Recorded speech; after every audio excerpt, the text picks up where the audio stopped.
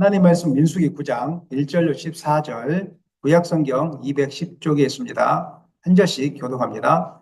애굽 땅에서 나온 다음에 첫째 달에 여호와께서 시내 광야에서 모세에게 말씀하여 이르시되 이스라엘 자손에게 유월절을 그 정한 기일에 지키게 하라.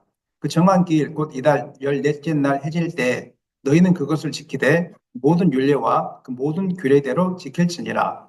모세가 이스라엘 자손에게 명령하여 유월절을 지키라 하매 그들이 첫째 달 14째 날 해질 때 시내 광야에서 유월절을 지켰으되 이스라엘 자손이 여호와께서 모세에게 명령하신 것을 다 따라 행하였더라. 그때 사람의 시체로 말미암아 부정하게 되어서 유월절을 지킬 수 없는 사람들이 있었는데 그들이 그날에 모세와 아론 앞에 이르러 그에게 이르되 우리가 사람의 시체로 말미암아 부정하게 되었거니와 우리를 금지하여 이스라엘 자손과 함께 정한 기일에 여호와께 헌물을 드리지 못하게 하시면 어찌 함이니까. 모세가 그들에게 이르되 기다리라. 여호와께서 너희에게 대하여 어떻게 명령하시는지 내가 들으리라.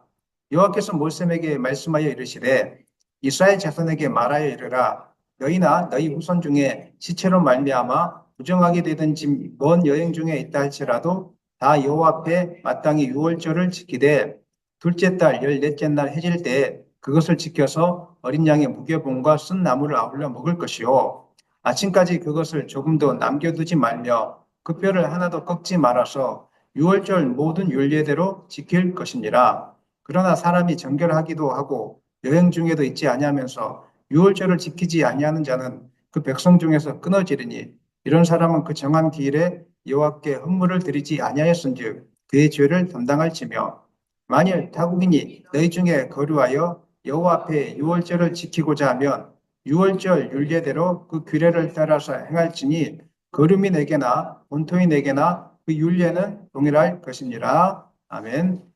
말씀 제목은 광야의 유월절 십자가 예수님이라는 제목으로 말씀을 전하겠습니다. 이번 주는 예수님께서 우리 죄를 대신하여 고난받으시고 십자가에 죽으신 고난을 기억하는 고난주간입니다. 우리가 고난주간을 기념하는 이유는 1년마다 한 번씩 단순한 절기를 지키기 위함이 아닙니다. 이 주간은 예수님의 십자가 사랑과 희생을 깊이 묵상하면서 우리의 믿음과 삶을 다시 복음 중심으로 돌이키기 위해서 우리가 이 주간을 지키는 것입니다. 이런 의미에서 이제 민수기 9장에 기록된 광야에서 유월절은 우리의 고난 주간과 깊은 연결점이 있다고 우리가 볼 수가 있습니다. 이스라엘 백성이 출애굽한 후에 1년 동안을 이제 시내산에서 머무르게 되어집니다. 광야를 출발하려고 하는 시점에서 하나님께서 바로 그때 유월절을 지켜라 이렇게 말씀하십니다. 출애굽기 12장에서 첫 유월절을 지켰습니다. 그리고 두 번째 이제 유월절을 지키라고 하는 것인데 정착된 땅이 아닌 광야에서 출발하기 전에 하나님께서 이스라엘 백성에게 유월절을 지키라고 이렇게 말씀하십니다. 왜 그렇게 하셨을까? 광야를 출발하기 전에 왜 유월절을 지키라고 하셨을까? 그 이유는 단순한 절기를 반복하라고 하나님께서 하신 것이 아니라 구원의 은혜를 기억해야만이 광야를 통과할 수 있다는 사실을 하나님께서 가르쳐 주기 위해서 유월절을 지키라고 말씀하신 것입니다. 유월절은 단순한 의식이 아닙니다. 유월절이 언제 생겼습니까? 이스라엘 백성이 출애굽할 때 10가지 재앙을 허락하셨는데 그 중에 마지막 재앙이 장자의 죽음이었습니다. 장자의 죽음 재앙에서 유일하게 살아날 수 있는 방법이 한 가지밖에 없었는데 어린 양의 피를 문에 문설주와 임방, 문의 좌우 위아래 다 바르면 하나님께서 그 피를 보시고 죽음의 천사가 넘어가겠다 이렇게 해서 기념해서 구원받은 사실을 기념해서 유월절을 지키게 했던 것입니다. 출애굽기 12장 27절에서는 자손 대대로 이 유월절을 기억하여 기념하라고 하고 있는데 읽어보겠습니다. 너희는 이르기를 이는 여호와의 유월절 제사라. 여호와께서 애굽 사람에게 재앙을 내리실 때 애굽에 있는 이스라엘 자손의 집을 넘어사 우리의 집을 구원하셨느니라 하라 하며 백성이 머리 숙여 경배하니라. 애굽에 재앙을 내리셨을 때 마지막 재앙은 차별이 없이 임하는 하나님의 재앙이었습니다. 왕이든지 천민이든지 짐승이든지 모든 그 첫 번째 가축에 처음 난 것은 사람이든지 다 죽임을 당하게 되었습니다. 이것은 하나님의 심판이 사람뿐만 아니라 자연계까지 섬세하게 미친다는 것을 우리에게 지금 깨닫게 해주시는 것입니다. 마지막 날에 하나님의 심판이 우리 가운데 임하게 될 것입니다. 그 심판은 온 세상 자연계와 인간 인류에게 미치게 될 것입니다. 우리가 그날을 준비하면서 미리 준비하셔야 됩니다. 주일 예배를 드리는 것도 또 우리가 평상시에 기도하는 것도 단순히 천국 가기 위함이 아닙니다. 그 재앙의 날에 우리가 재앙을 면하고 구원받고 천국 가기 위한 것을 여러분 믿으시기를 바랍니다. 그날을 항상 준비하는 마음으로 우리가 예배를 드려야 된다는 것입니다. 하나님께서는 9가지 재앙을 통해서 하나님이 여호와 하나님이 참 신인 것을 유일한 신이신 것을 애굽 땅 가운데 보여주셨습니다. 근데 바로 왕은 믿지 않았습니다. 마지막에 하나님이 이 재앙을 통해서 끝내 회개하지 않으니까 결국은 장자의 심판을 통해서 이렇게 멸하기로 작정하신 것입니다. 하지만 말씀에 순종했던 이스라엘 백성들은 구원을 받았습니다. 죽었는데 구원을 받았습니다. 마지막 날에 하나님 말씀에 순종하여 예배를 잘 드리고 기도를 열심히 하고 전도를 하고 교회를 위하여 봉사하고 삶 속에서 하나님의 기쁨이 되는 일들을 했던 사람들은 기쁨의 날을 맞이하게 될 것입니다. 그러나 그렇지 않았던 사람들은 이를 가는 그런 심각한 일들이 그 가운데 있게 될 것입니다. 민수기 9장 1절 2절은 이렇게 이야기하고 있습니다. 9장 1절 2절 읽겠습니다. 애굽 땅에서 나온 다음에 첫째 달에 여호와께서 시내 광야에서 모세에게 말씀하여 이르시되 이스라엘 자손에게 유월절을 그 정한 기일에 지키게 하라. 여기서 중요한 것은 유월절을 지키라고 한 시점입니다. 그 시점이 언제라고 나와 있습니까? 1절 보니까 다음에 첫째 달 시내산에서 1년 동안 머물렀습니다. 그리고 다음에 첫째 달이라고 해요. 바로 이제 1년 동안 무슨 일이 있었습니까? 시내산에서 도착해서 율법을 받았습니다. 그리고 성막을 완성했습니다. 그 다음에 인구조사를 하고 군대 조직을 갖추었습니다. 그리고 나서 이제 구름 기둥과 불 기둥으로 하나님이 인도할 준비를 하시고 이 구름 기둥을 따라서 구름이 머물면 그곳에 머물고 구름이 이동하면 이동하라는 그 사인을 다 준비한 다음에 이 중요한 시점, 출발하려고 한 바로 그 스타트하는 그 시점에 하나님께서 유월절을 지켜라 이렇게 명하십니다. 광야는 어떤 곳입니까?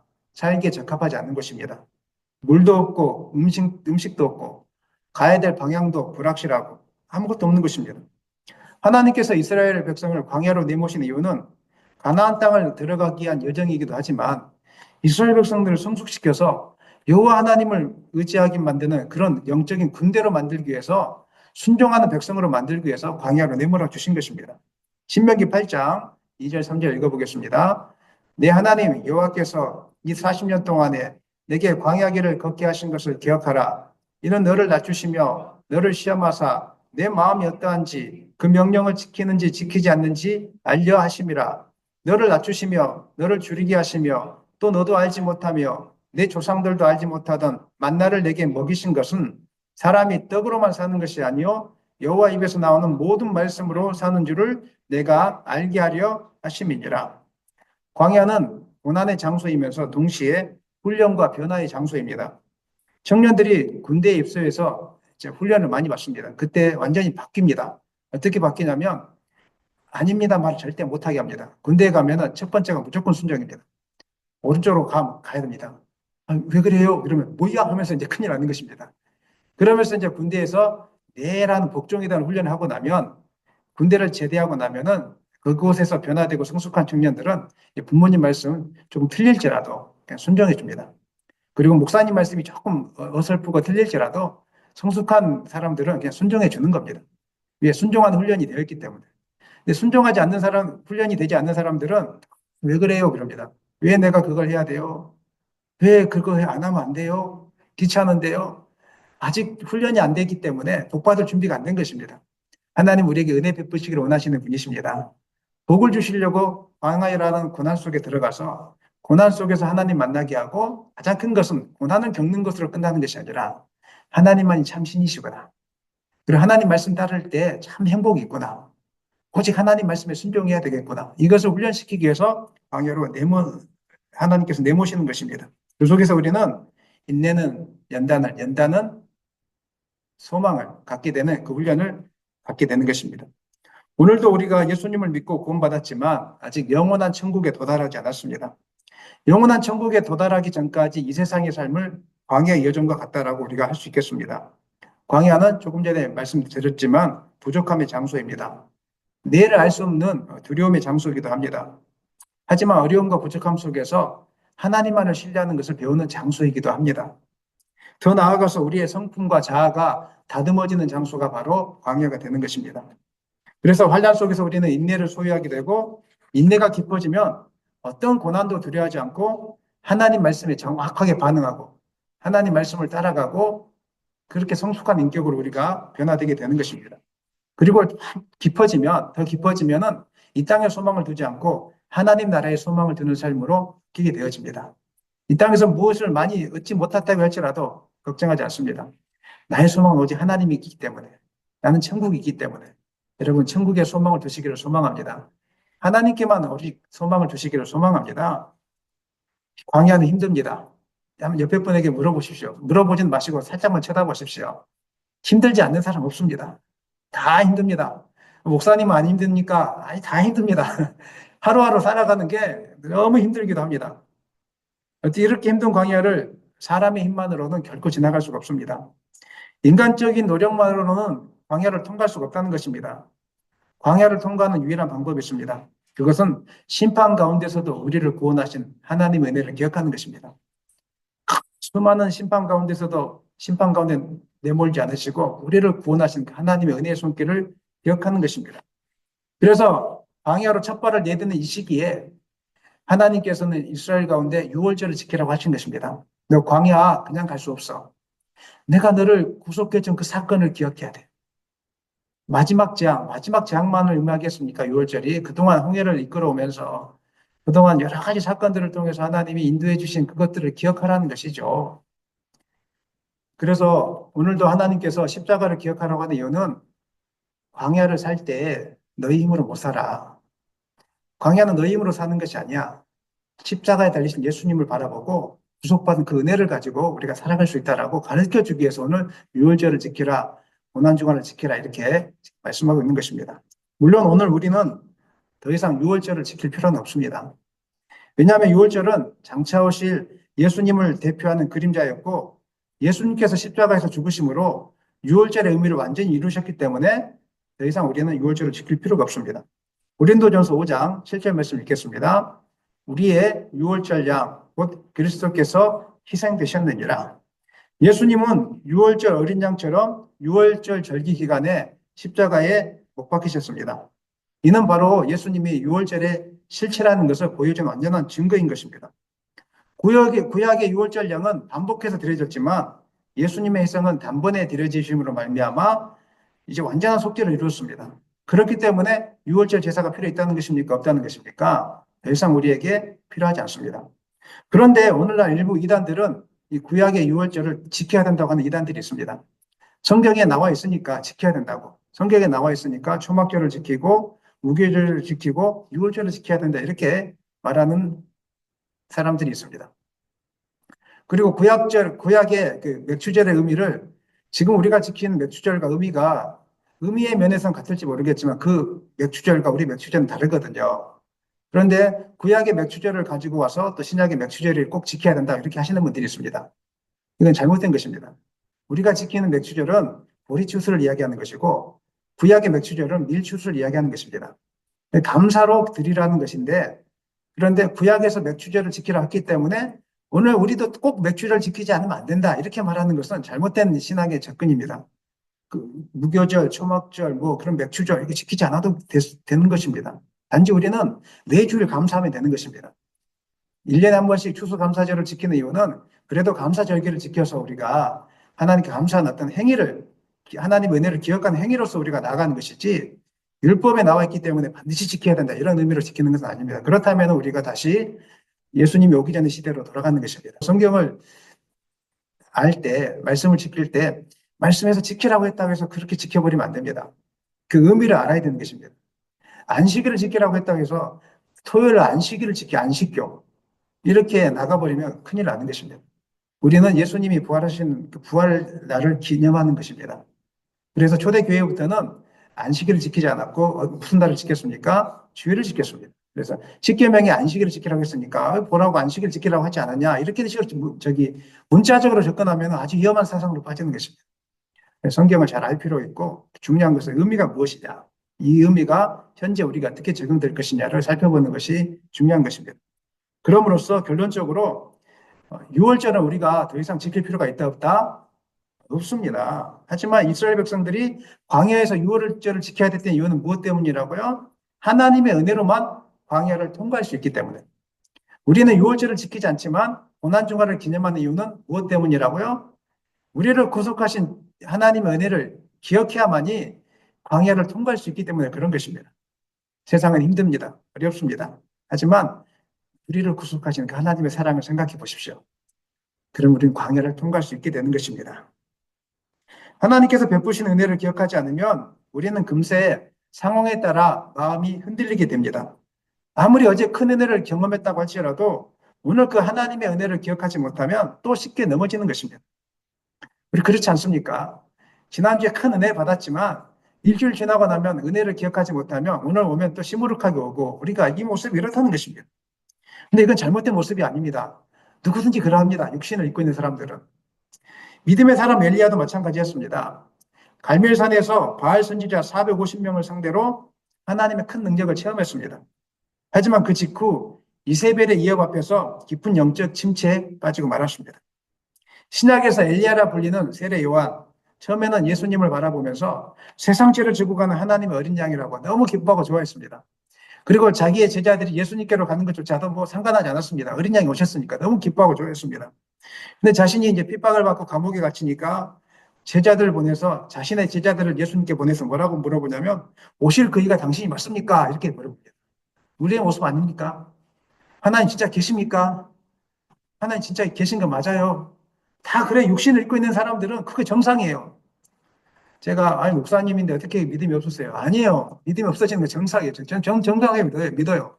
너무 힘들 때 집사님 힘듭니다. 이게 정상이라니까 이게 정상이 그렇지 않은 사람이 비정상인 거예요. 이스라엘 백성들도 마찬가지였습니다. 군사 조직을 다 정비하고 광야로 강압길로 나아가기 시작한 그들의 실체의 모습이 민수기 11장 1절에 기록되어 있습니다. 이제 막 출발하는데 다 조직을 준비하고 이제 9장이고 10장 이제 다 준비하고 출발하거든요. 근데 이들의 모습이 참 그렇습니다. 욕할 것도 아닙니다. 우리의 모습입니다. 11장 1절 읽겠습니다.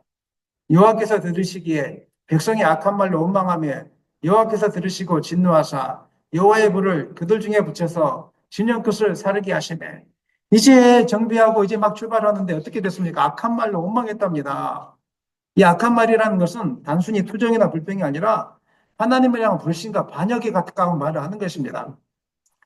이들이 어떤 말 때문에 하나님을 어떤 말로 하나님을 원망했는지 구체적인 것은 나타나지 않기 때문에 알 수는 없지만 이후의 내용을 살펴보면은 하나님을 향한 불신이 깔려 있다는 것. 이렇게 하나님 우리를 안 되겠어. 우리를 못 인도하겠어. 이런 불신이 깔려 있다는 것을 우리가 알 수 있습니다. 민수기 11장 4절 6절 읽겠습니다. 누가 우리에게 고기를 주어 먹게 하랴.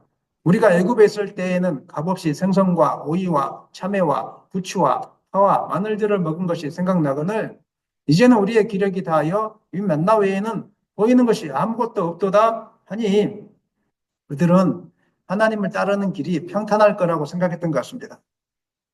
하나님만 따라가면 모든 게 잘 이루어질 거라고 생각했던 것 같습니다. 그런데 현실은 고되고 거칠었고 지치고 불편해졌습니다.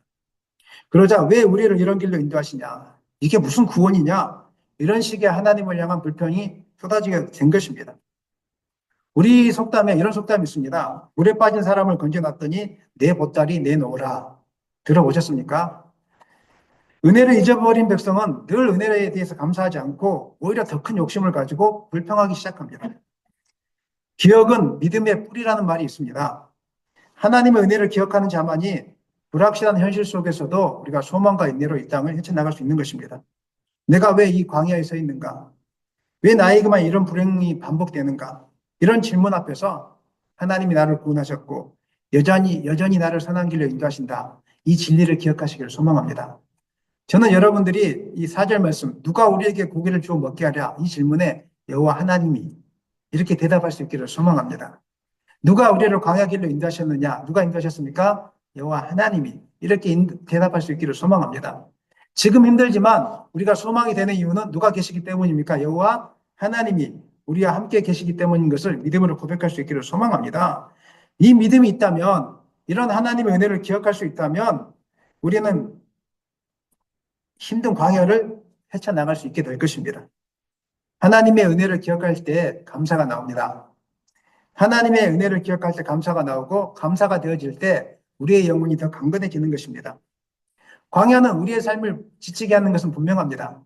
그렇지만 은혜를 기억하면은 감사의 찬송이 나오고 감사를 통해서 다시금 광야를 걸어갈 힘을 우리가 공급받게 되는 것입니다. 그래서 하나님은 이스라엘이 광야로 출발하기 전에 유월절을 지키게 하셨던 것입니다. 감사의 은혜를 기억하라. 감사하라. 아멘입니까? 감사하면은 광야를 헤쳐나갈 수가 있습니다. 감사라고, 감사를 기억하라고 이렇게 유월절을 지키라고 말씀하셨던 것입니다. 지금 우리는 고난주간을 보내고 있습니다. 고난주간은 우리를 사랑하사 우리에게 독생자를 내어주신 하나님의 은혜를 묵상하는 주간인 것입니다. 십자가의 고난은 하나님의 사랑이고 그 사랑은 과거뿐만 아니라 지금도 미래에도 변함없이 우리를 인도하시는 하나님의 약속입니다. 이 사실을 믿으시기를 바랍니다. 우리는 광야 같은 인생을 살아가지만 하나님의 은혜를 기억하는 사람은 환경이 아니라 하나님을 바라보는 삶을 살게 되어 있습니다. 예레미야가 3장 19절로 24절 말씀에서는 고통 속에서도 하나님의 소망을 바라보았던 하나님의 인자와 자비와 긍휼을 바라보았던 예레미야의 고백이 담겨 있습니다.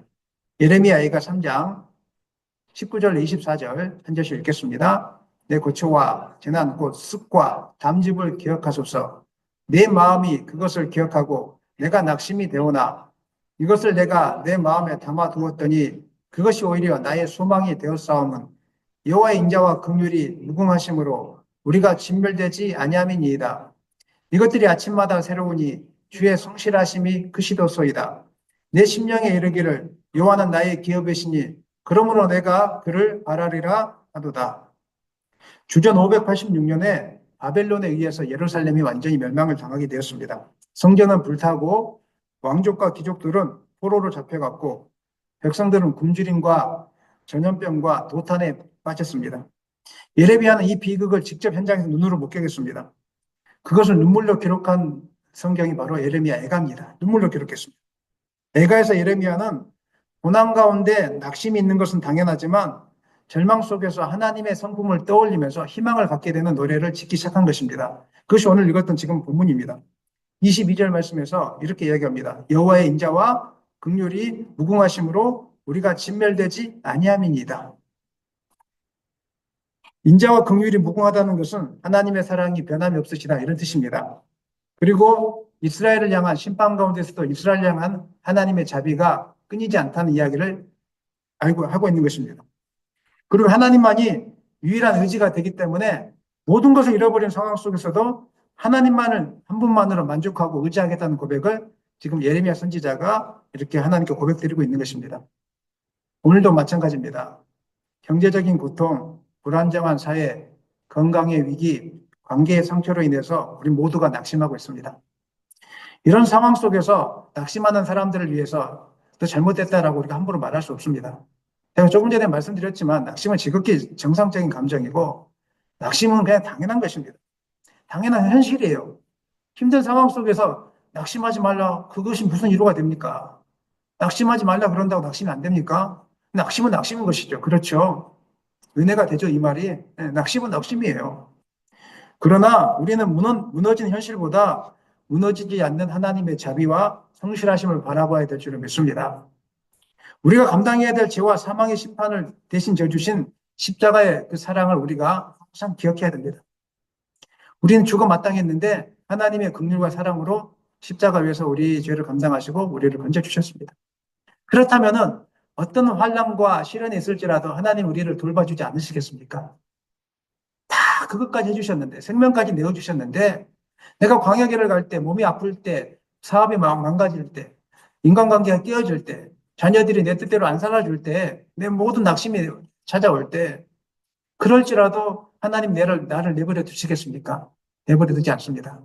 하나님 우리를 붙잡아 주실 것입니다. 고난주간은 그래서 하나님의 은혜를 기억하는 주간입니다.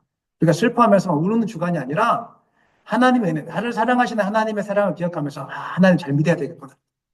그리고 하나님이 나의 길을 인도해 주시면 지금은 늦는 것 같지만 앞으로 소망이 있겠구나. 이렇게 믿고 나갔으면 좋겠습니다. 지금의 모습 때문에 실망하지 않기를 원합니다. 나는 공부가 안 돼요. 나는 몸이 약해요. 나는 게을러요. 아니에요. 하나님을 의지하면, 하나님을 바라보면 하나님이 여러분의 인생을 이끌어 주실 거예요. 몸이 게을러서 힘듭니까? 하나님께 기도해 보세요. 살아갈 목적이 생기게 될 거예요. 삶이 너무 힘들고 부정적입니까? 하나님께 기도해 보세요. 하나님의 은혜를 기억해 보세요. 감사가 넘쳐나게 될 거예요. 관계가 깨어졌습니까? 나에게 사랑을 해주신, 십자가 사랑을 베풀어 주신 그 은혜를 기억해 보세요. 여러분, 관계 때문에 힘들어하는 건 아무것도 아니라는 걸 알게 될 것입니다. 주님은 십자가 위해서, 나를 위해서 그 고통을 겪으셨지 않습니까? 내가 힘들어하는 게 고통은 아무것도 아니라는 것을 여러분 알게 될 거예요. 그래서, 주님도 나를 바라보면서 이렇게 힘들어하고 있을 텐데. 입장 바꿔 생각해 보세요. 여러분이 자식 때문에 아니면 다른 사람들 때문에 힘들어한다면 주님은 나를 보고 더 힘들어하세요. 너 왜 그래? 내가 그렇게 사랑을 베풀어 주는데 왜 예배 모양이 그래? 뭐가 아까워서 헌금도 제대로 못해? 왜 그렇게 힘들어해? 뭐 그래, 왜 그래? 이렇게 할 것 같아요. 여러분이 자식을 위해서 한탄하는 만큼 하나님은 우리를 보면서 한탄합니다. 하나님은 이 목사를 보면서 한탄할 수도 있어요. 물론 사랑이 하나님이시기도 하지만 저의 좀 부족한 모습을 보면서 한탄할 수 있어요. 그래서 제가 함부로 한탄하지 않습니다. 나도 부족한데, 십자가에 달리신 그 주님을 묵상할 수 있다면, 우리가 다른 사람을 보면서 한탄하는 것이 아니라 그 사람을 위해서 기도해 주게 될 것입니다. 여러분, 그런 삶을 사시기로 소망합니다. 고난주간은 그래서 슬픔에 머무는 시간이 아니라 광야 길을 걸어갈 성도들이 다시 힘을 얻고 감사함으로 광야를 걷기 위한 준비하는 시간입니다. 이번 주에 준비하는 시간 갖기를 소망합니다. 준비하는 시간 갖기를 소망합니다. 그래서 고난주간을 깊이 묵상하면서 이제는 광야를 내가 믿음으로 통과해야지. 오직 광야를 통과할 수 있는 방법은 나에게 은혜를 베풀어 주시는 하나님의 십자가 사랑을 기억하는 것이지. 이 소망을 가지고 광야를 통과할 수 있는 힘을 얻는 주간 되시기를 예수님의 이름으로 간절히 축원합니다. 오늘 이 말씀을 준비하면서 여러분에게 이제 질문을 할 텐데 여러분이 이 질문 앞에서 예수님이십니다. 이렇게 한번 대답해 주셨으면 좋겠습니다.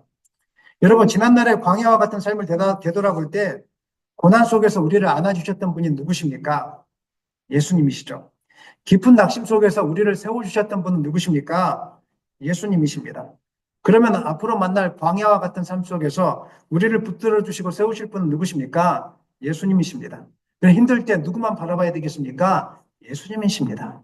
고난주간은 그런 예수님을 묵상하는 것입니다. 그 은혜를 기억하는 것입니다. 예수님을 만날 수 있기를, 고난주간에 만날 수 있기를 간절히 축원합니다. 이처럼 하나님께서는 유월절을 지키게 하심으로 광야길을 걸어가는 이스라엘 백성들에게 하나님의 구원의 은혜를 절대로 잊지 말라고 말씀하고 계십니다. 그리고 하나님의 은혜를 기억할 때만이 광야를 잘 통과할 수 있다. 이렇게 우리에게 말씀하고 있습니다. 그리고 본문 6절에서는 유월절을 지키기 위한 조건에 대해서 말씀하고 있는데 가장 중요한 것은 단순한 형식이 아니라 하나님의 은혜의 자리를 사모하는 마음입니다. 하나님의 은혜의 자리를 사모하는 마음이 고난주간을 지킬 때 너무 중요한 것입니다. 6절로 8절에 보면은 어떤 사람들이 이제 사람의 시체로 인해서 부정하게 되어서 6월절에 참여하지 못한 상황이 나오게 되어집니다. 우리는 부득이하게 주일 예배를 못 드리게 되면은 아싸, 좋아, 이렇게 할 수 있지 않습니까? 그런데 이 사람들은 6월절에 참석하고 싶은데, 주일 예배 참석하고 싶은데, 시체로 인해서 부정하게 되었다고 못 참석한다고 지금 하소연을 하고 있는 것입니다. 대단한 사람들입니다. 특별히 그 당시에 히브리인들에게 죽음은 구약 전반에서 매우 부정한 것으로 간주되었습니다. 제사장은 부모가 죽어도 가지 못하게 되었습니다. 시체를 만지지 말라는 명령을 받았기 때문에 그렇습니다. 부정한 상태가 된 사람들은 율법적으로 이런 절기나 예식에 참여할 수가 없었습니다. 하지만 이 사람들은 참여하고 싶었습니다. 어쩔 수 없이 그렇게 됐는데 나 저기 6월절 예식에 참여하지 못하면 죽을 것 같아. 목사님, 나 오늘 성찬식 참석하지 못하면 죽을 것 같아요. 나 오늘 주일 예배 내가 몸이 아픈데 독감 걸렸는데 주일 예배 참석하지 못하면 죽을 것 같아요. 혹시 마스크 쓰고라도 참석할 수 있을까요? 지금 이런 심령으로 지금 이 사람들이 부탁하고 있는 거예요. 7절 읽어보겠습니다. 7절입니다. 우리가 사람의 시체로 말미암아 부정하게 되었거니와 우리를 금지하여 이스라엘 자손과 함께 정한 기일에 여호와께 헌물을 드리지 못하게 하심은 어찌함이니까 이거는 그냥 부정과 불평, 그냥 일부러 사마리아인들이 성벽과 성전을 건축할 때 와가지고 일부러 해방하려고 했던 것처럼 그런 게 아니고요.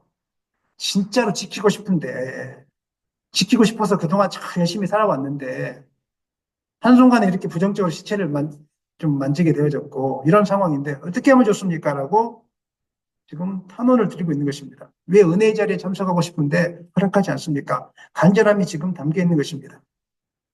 이에 대해 모세는 하나님께 묻겠다고 대답하고 하나님께서 답을 주시는데 하지 마 이렇게 하지 않으셨어요. 한 달 뒤에 1월 14일이 6월절이면 2월 14일에 이 사람들을 따로 모아서 6월절에 참여할 수 있도록 허락해 주십니다. 더 나아가서 6월절은 유대인들만이 드릴 수 있었거든요. 참여할 수 있었거든요. 근데 하나님은 유대인들뿐만 아니라 참여하기를 원하시는 이방인들까지도 참여할 수 있도록 허락해 주십니다. 민수기 9장 14절 읽겠습니다. 만일 타국인이 너희 중에 거류하여 요 앞에 유월절을 지키러 가면 유월절 율례대로 그 규례를 따라서 행할지니 거류민에게나 원토인에게나 그 율례는 동일할 것이니라.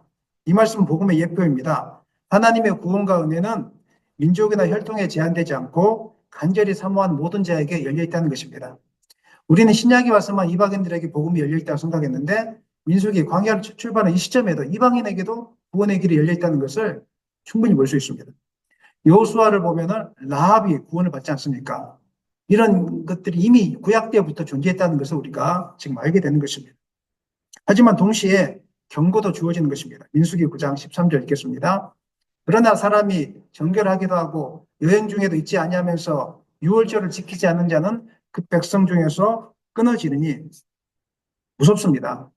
신약 시대의 성도는 유월절을 의무적으로 지킬 필요는 없지만 그 대신에 십자가의 은혜를 기억하고 은혜의 자리를 사모할 책임이 있는 것입니다. 그 은혜를 소홀히 여기게 되면 결국은 하나님의 임재와 보호 밖에 서게 되는 것입니다. 오늘 우리가 예배할 수 있는 시간이 주어졌을 때 감사함으로 예배하기를 소망합니다.